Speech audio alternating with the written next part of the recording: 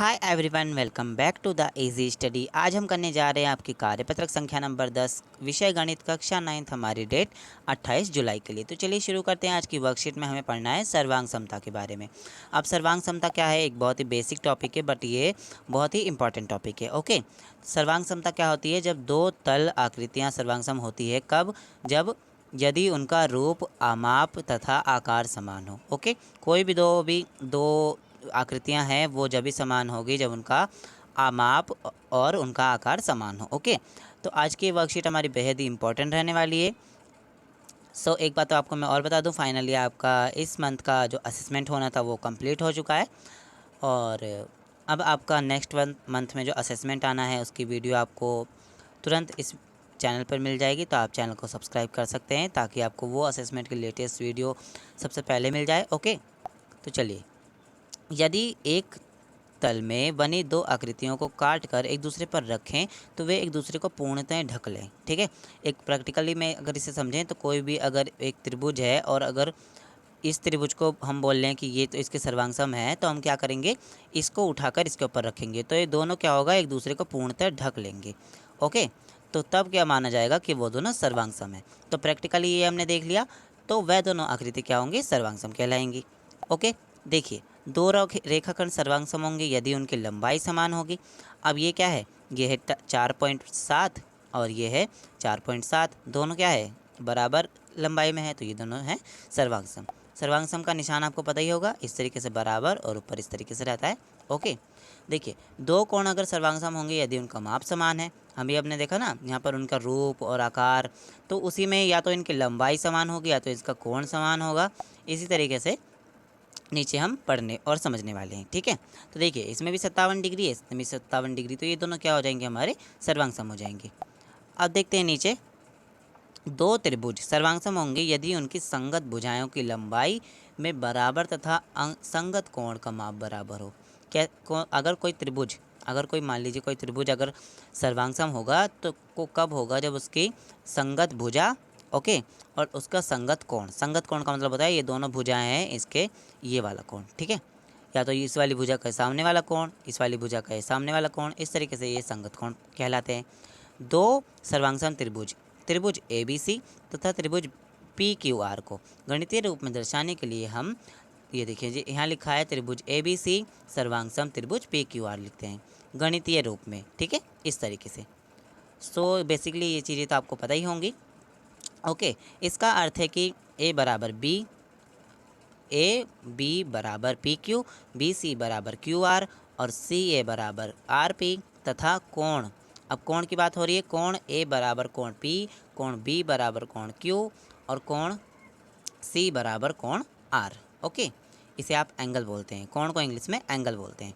दो त्रिभुजों को सर्वांग सम सिद्ध करने के लिए नीचे दिए गए नियमों के अनुसार केवल 3 भागों में बराबर करना, मतलब बराबर सिद्ध प्राप्त करना होता है।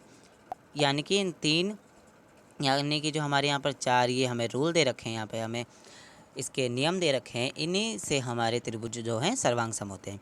फर्स्ट नियम की बात करें तो यहाँ पर है SSS। फर्स्ट नियम की हम बात कर रहे हैं SSS। S का मतलब होता है साइड। ओके, S का मतलब क्या होता है, साइड। साइड यानी कि भुजा भुजा भुजा। ओके, तो इसमें ना, यानी कि वो कोण जो हैं, यानी कि दो त्रिभुज हैं और उनकी अगर ये वाली साइड 3-3 सेंटीमीटर है और ये वाली साइड उनकी 5 है। ओके, दोनों, एक साइड 5 है और एक साइड 4 है, तो क्या होंगे वो सब, यानी कि ये दोनों त्रिभुज क्या होंगे, सर्वांग सम होंगे। कौन से नियम से? SSS नियम द्वारा। ओके, भुजा भुजा भुजा। ओके, देखिए, सेकंड नियम की बात करें तो सेकंड नियम में होता है SAS। क्या होता है? SAS यानी कि साइड एंगल साइड।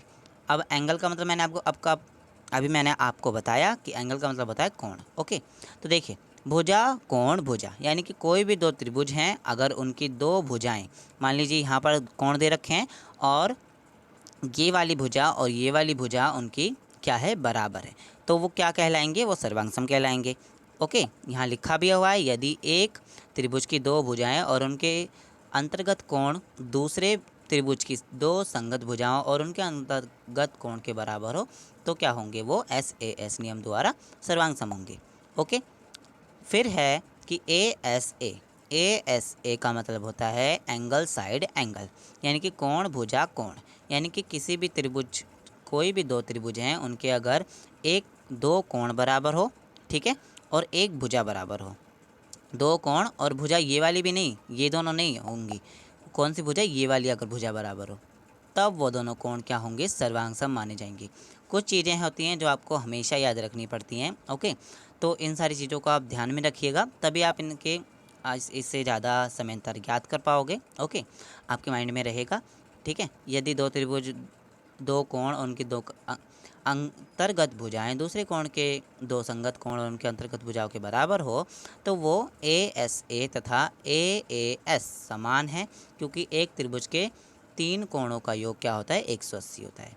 पिछली आपने 8th में पढ़ा होगा, आपके जो एक त्रिभुज का जो भी पूरा कोण का योग होता है वो क्या होता है, 180 डिग्री होता है, ओके ओके। फिर है हमारे पास RHS का मतलब होता है समकोण, कर्ण और भुजा। शायद आप इसे अभी पढ़ रहे होगे या फिर आपको पहले से ही पता होगा। जो कर्ण होता है ना, वो कर्ण होता है जो आपके त्रिभुज की जो सबसे बड़ी भुजा होती है, उसको हम कर्ण बोलते हैं। अब समकोण क्या होता है, समकोण होता है जो हमारे 90 डिग्री का कोण होता है, ठीक है, और एक भुजा उसकी, यानी कि एक भुजा, दो त्रिभुज हैं उनके अगर कर्ण बराबर हो और उसके एंगल बराबर हो, यानी कि वो 90 डिग्री का एंगल हो और उसकी एक भुजा बराबर हो, तो वो क्या कहलाएंगे, वो हमारे त्रिभुज सर्वांग कहलाएंगे। वो दोनों त्रिभुज हमारे सर्वांग कहलाएंगे।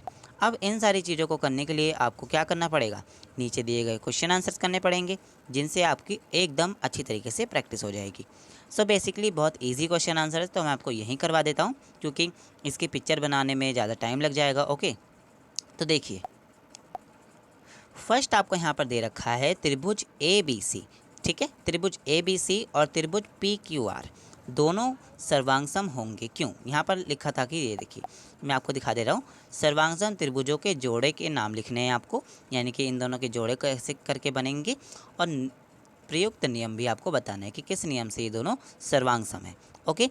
चार नियम हैं और चारों के चारों यहाँ पर हमें दे रखे हैं फ़ोटोज़, तो बेसिकली ये सारे तो बहुत इजी रहेंगे हमारे। देखो यहाँ पर इसकी एक भुजा 3 सेंटीमीटर है, इसकी भी 3, इसकी एक 6, इसकी एक 6, इसकी एक 5, इसकी एक 5, यानी कि इसकी तीनों भुजा बराबर है, यानी कि ये त्रिभुज, आप ऐसे लिखोगे, त्रिभुज ABC सर्वांगसम है त्रिभुज PQR के, ओके। इस तरीके से आप अच्छी अच्छी सुंदर सुंदर राइटिंग में अपनी कॉपी में लिखोगे, इसका पूरा चित्र बना के। फिर आपको इसमें क्या करना था, नियम भी बताना था, तो नियम कैसे लिखोगे, इस तरीके से एक वाला ब्रैकेट बनाओगे बड़ा वाला, और S नियम द्वारा ये दोनों क्या होंगे, सर्वांगसम होंगे। इस तरीके से आप ये वाला क्वेश्चन करोगे। सेकंड, इस तरफ देखिए, आप यहाँ पर दे रखा है एक की दोनों कोण में 3-3 सेंटीमीटर की भुजा बराबर है, एक 5-5 सेंटीमीटर की, और एक इसका 40 डिग्री का कोण बराबर है, यानी कि ये एक कोण और दो भुजा के बराबर है, यानी कि इसकी एक कोण और दो भुजा बराबर है, यानी कि कौन से नियम से बराबर है। तो पहले तो आपको लिखना है कि त्रिभुज LNM, ओके, LMN है ना, LMN त्रिभुज LMN सर्वांगसम है त्रिभुज DEF के, ठीक है, DEF के कौन से नियम से, बड़ा ब्रैकेट बना के ASA। और इसे आप कैसे लिख सकते हो, एक बात याद रखना, अगर आपके इस तरीके के मल्टीपल चॉइस यानी कि MCQ क्वेश्चन आएंगे, तो उसमें आपको दे रखा होगा कि कौन सा सही है, कौन सा नियम आपको सही है, तो उसमें आपको AAS भी दे रखा होगा, तो ये क्या होता है, ये एकदम करेक्ट होता है, ऊपर अभी हमने पढ़ा था, ओके। तो MCQs में क्या होता है, थोड़ा आपको दिमाग को घुमाने की कोशिश करते हैं, देखते हैं कि बच्चों के अंदर कितना माइंड है। तो इस तरीके के क्वेश्चन में आपको कंफ्यूज नहीं होना है, आपको ध्यान में रखना है कि ये दोनों चीज़ें सर्वांग सम, मतलब ये दोनों नियम क्या होते हैं, समान होते हैं, ये और SAS, ओके, ठीक है। अब इसमें आपको क्या लिख लेना है, इस तरीके से बड़ा बड़ा ब्रैकेट बना के आप ऐसे एस लिखोगे। इसके बाद थर्ड देखें तो यहाँ पर देखिए कर्ण बराबर है, इसका एक एक भुजा बराबर है और एक वो समकोण बराबर है, तो ये सिंपली क्या होगा, ये दोनों त्रिभुज आप लिख दीजिएगा, त्रिभुज PQR, ओके, त्रिभुज PQR सर्वांगसम है त्रिभुज ABC के कौन से नियम से, RHS से, नियम RHS, ओके। इसके बाद है कि इसके में देखो दो कोण इसके बराबर हैं, एक 70 है एक 75 है, दो इसमें भी 70-75 है, इसमें 3 सेंटीमीटर दोनों में, यानी कि इसके क्या है, दो कोण बराबर है और एक भुजा बराबर है, यानी कि ये ASA नियम द्वारा ये सर्वांग सम होंगे, ओके बच्चों। देखो यहाँ पर जो ऊपर था ना, यहाँ पर आपका क्या था, SAS था, ठीक है। इसमें आपका नियम था SAS और इसमें आपका नियम है ASA, क्योंकि इसमें 2 कोण हैं और इसमें 1 कोण है, ठीक है। इस तरीके से आप अपनी वर्कशीट को पूरा करोगे। आई मेक श्योर कि आप ये वर्कशीट समझ चुके होगे। अगर आपके मन में अभी भी कोई डाउट है तो आप मुझे कमेंट सेक्शन में पूछ सकते हो। ये वीडियो अच्छी लगी तो वीडियो को लाइक कीजिएगा और एट फर्स्ट आप वीडियो को शेयर ज़रूर करिएगा। इससे आपको भी थोड़ा नॉलेज होगा और साथ ही साथ मुझे भी खुशी मिलेगी। ओके, तो मिलते हैं अगले एपिसोड में, तब तक के लिए bye bye, take care, may God bless you.